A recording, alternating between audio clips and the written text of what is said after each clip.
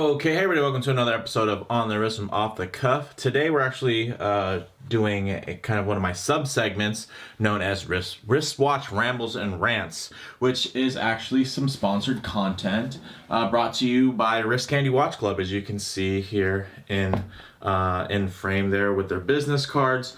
Now, essentially, I like to be extremely transparent when it comes to any type of sponsored content, and so I don't do paid reviews. I will do, you know, again, it's more of a paid segment.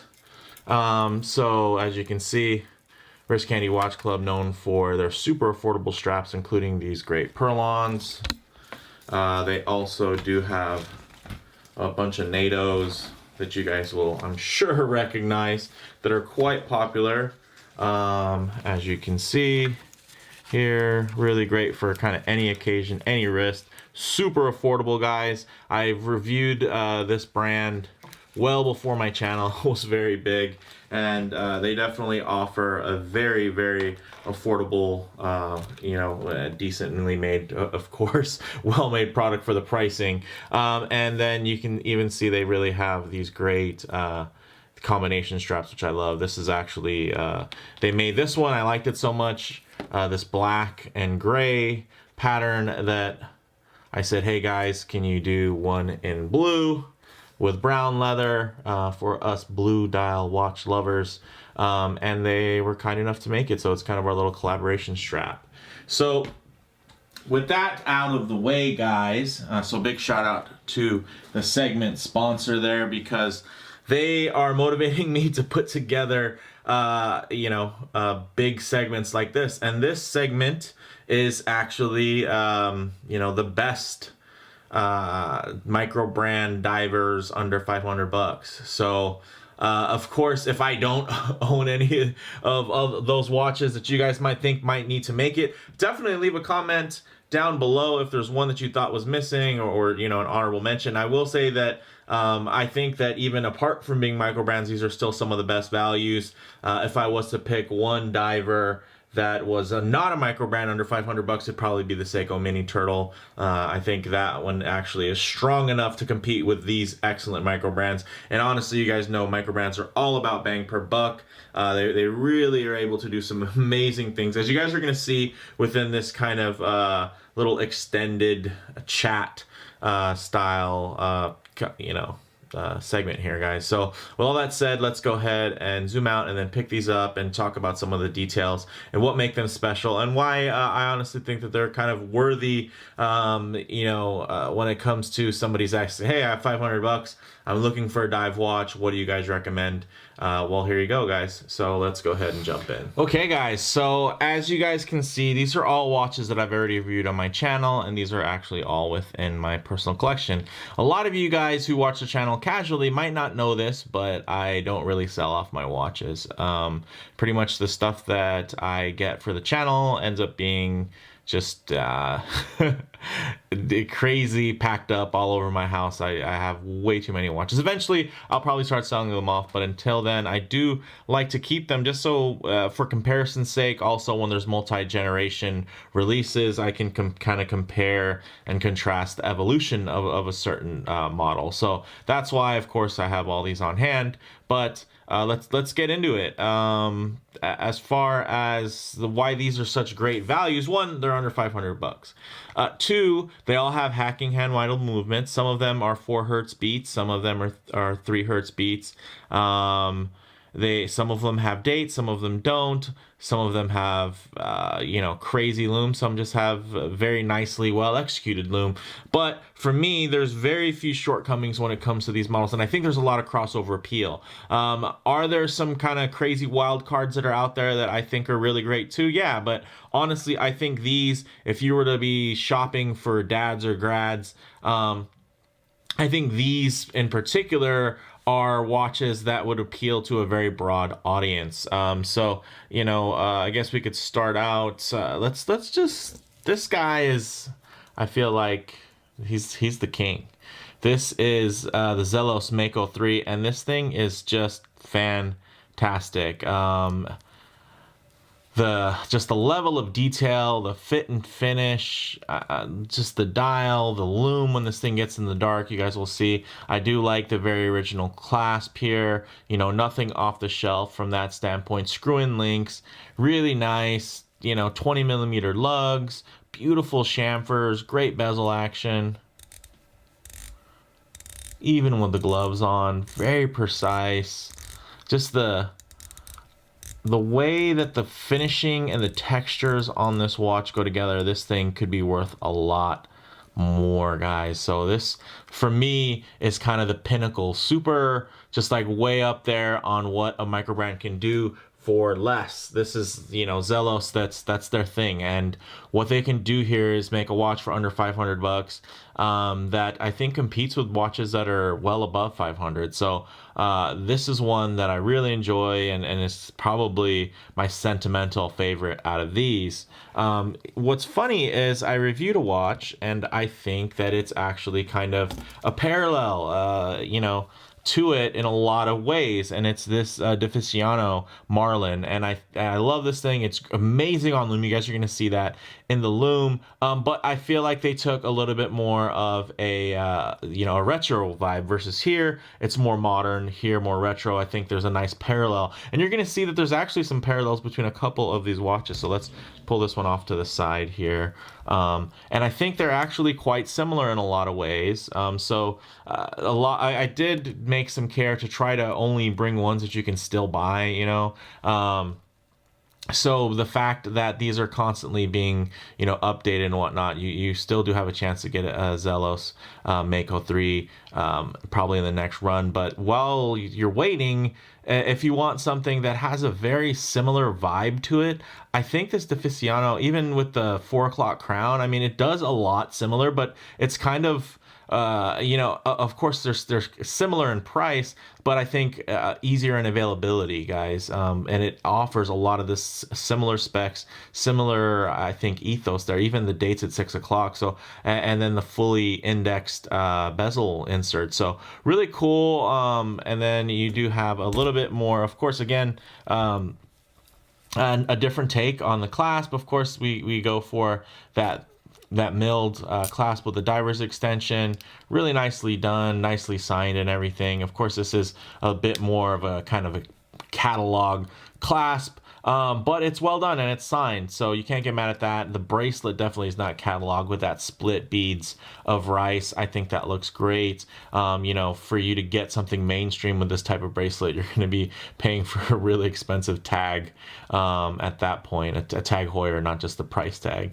So this thing's gorgeous. I love the kind of multi-layers to it and how they play with proportions, and the you can see the indexes there on those chapter rings. Again, there's just so many things that are similar, but here you have, you know, the higher beat movement. Here you have the lower beat Seiko movement. So Miyota versus Seiko. I think they're very, very comparable. So I like those two. I like them together. So maybe, you know, if you're watching this, you might narrow it down to 3 instead of 6. The next two, I like to pull up, probably I'll do them at the same time here, is look at these, the NewMark and the Richard Legrand. Again, a very classic take, a very modern take, and it comes down even to the way the bracelets are done, but the clasps are actually, you know, kind of, again, a little bit more catalog, very similar to each other, very beautifully done, well articulated, nice and slim,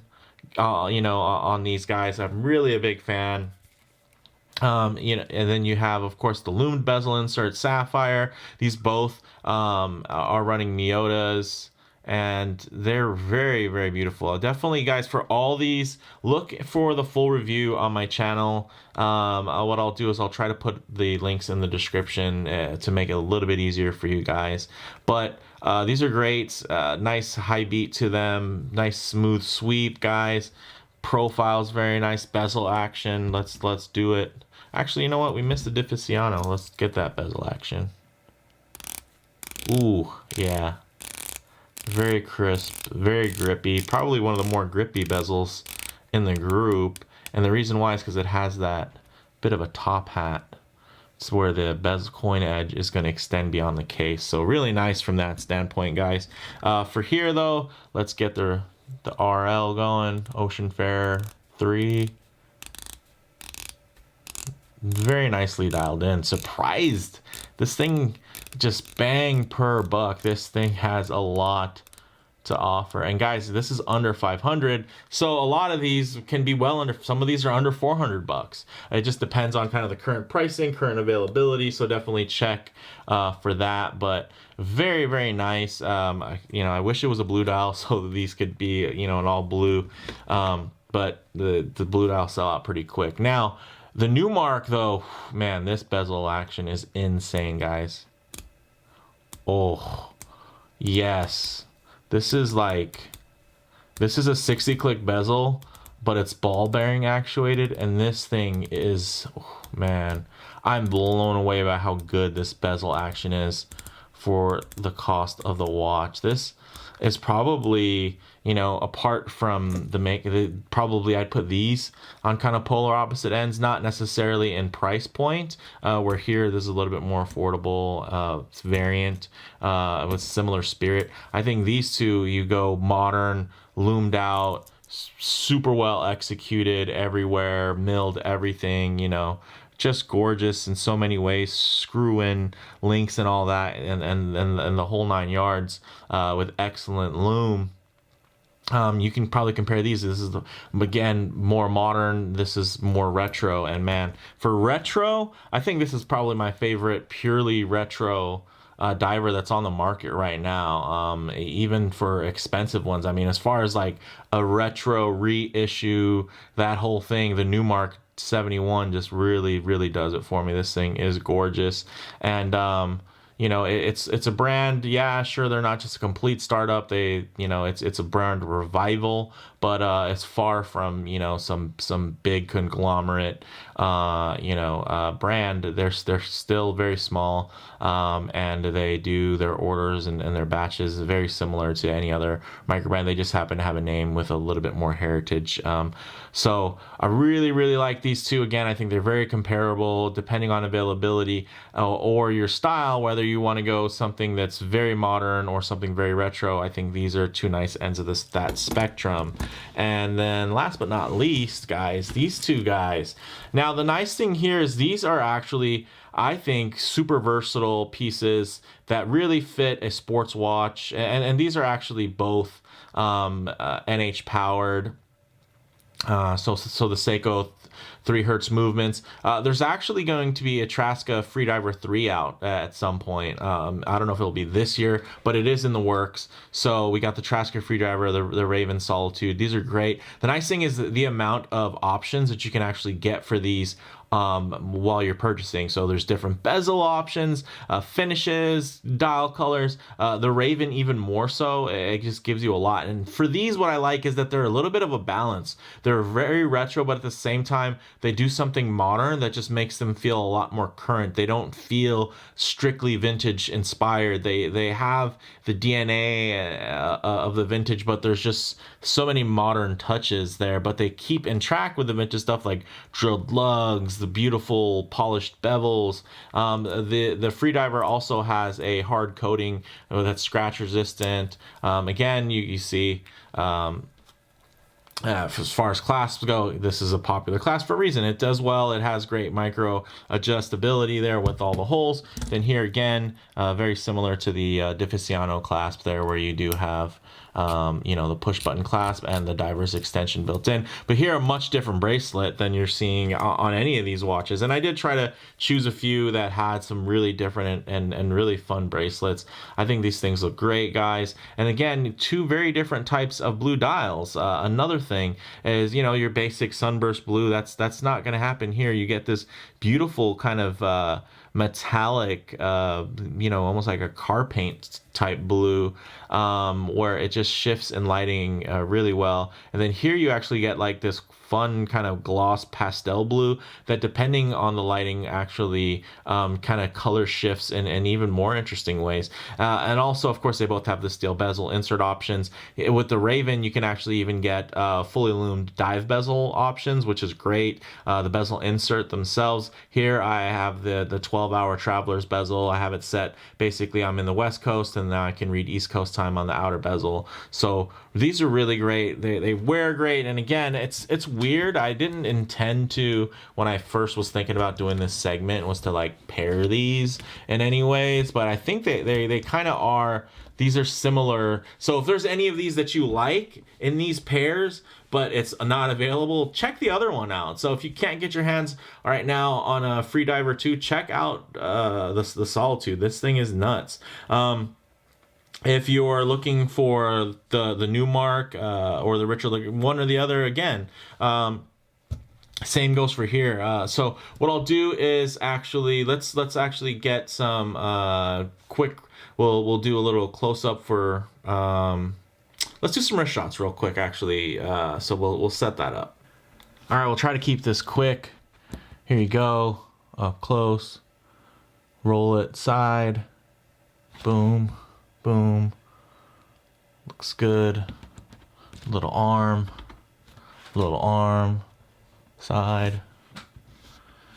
These things wear really great. They actually do wear quite similarly, and also both very, very much comfortable, balanced, and on the, on the a little bit on the chunkier side, but still super reasonably sized, guys, as far as their scale goes.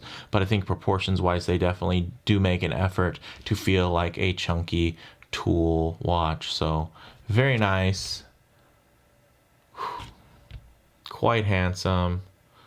All right, let's move on to the next. All right, guys, wham bam. Look at that. So much sapphire, so much lume,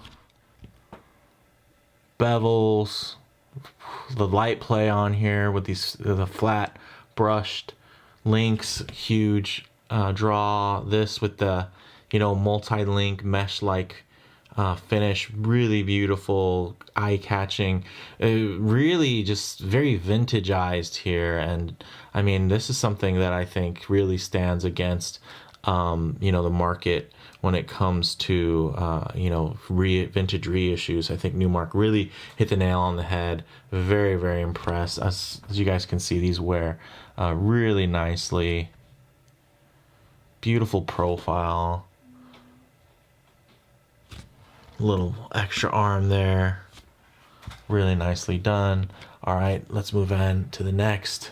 Okay, we'll wrap up the wrist shots. These bad boys right here.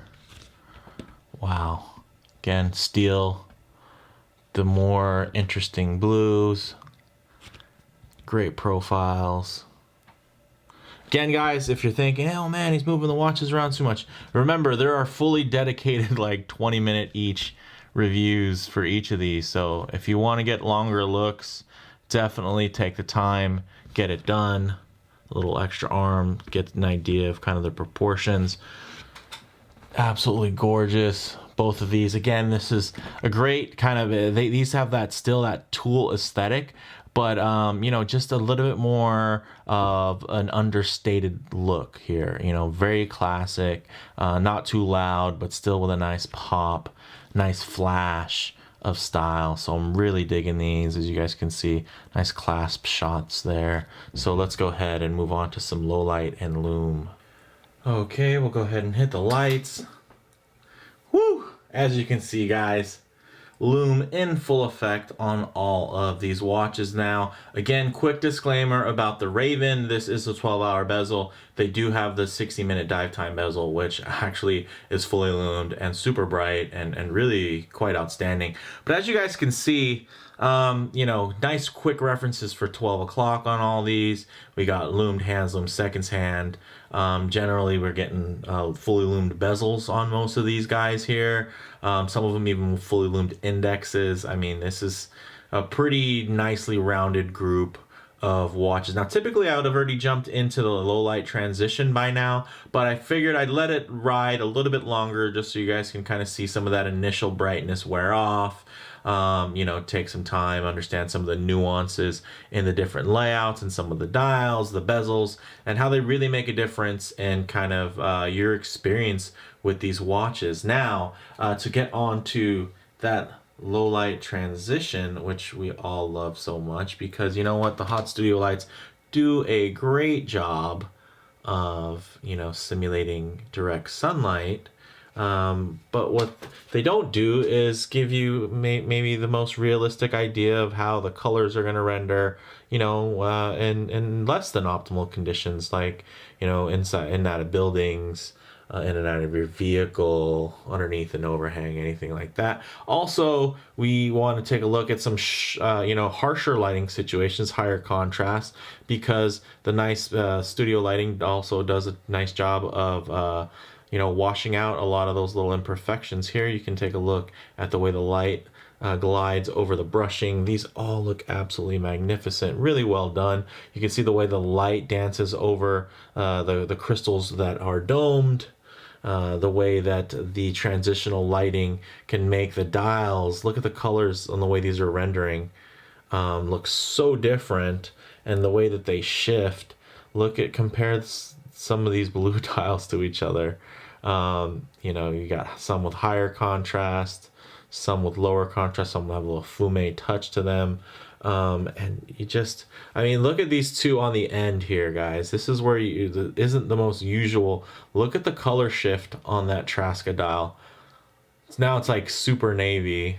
We go over here and it actually is looking a lot closer to the brighter blue, almost similar to the Raven, right? In certain lighting. So really different, really fun. That Raven blue dial, although it doesn't have as many different tones within it, well, the thing that it does is that glossy, deep finish for me just adds a lot of fun, you know, to it, and does make it quite different in just the way that it reacts and the way that it feels. So in closing, guys, if you have $500, you're looking for a watch, a dive watch, a Microbrand watch, you know, these are some that I think are some of the top offerings. Yes, they're not all readily available right now if you click on the links.